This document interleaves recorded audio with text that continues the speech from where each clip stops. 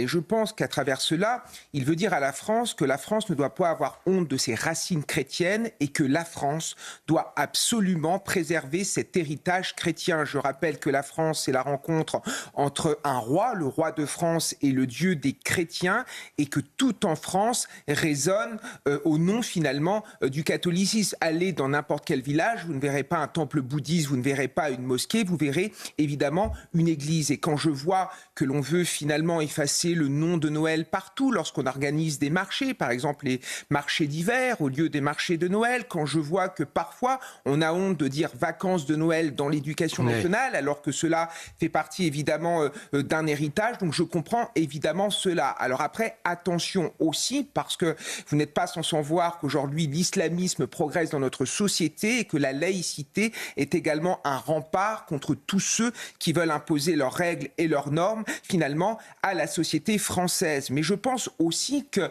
la France est forte.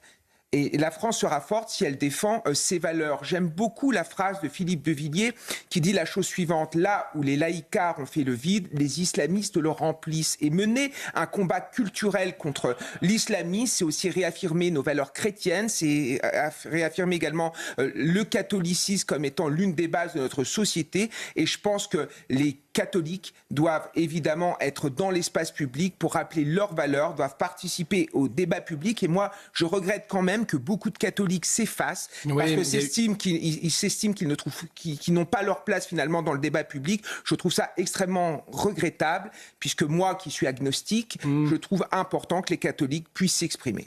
Voilà le message laissé aux Ajacciens. Attachés à nos racines, ouverts sur le monde. Oui, mais tout le monde n'a pas les mêmes racines. Par exemple, s'il y a 6 millions de musulmans, ils n'ont pas les mêmes racines que nous. Ouais. C'est quelque chose historique, d'incontestable, qui ne peut pas être nié.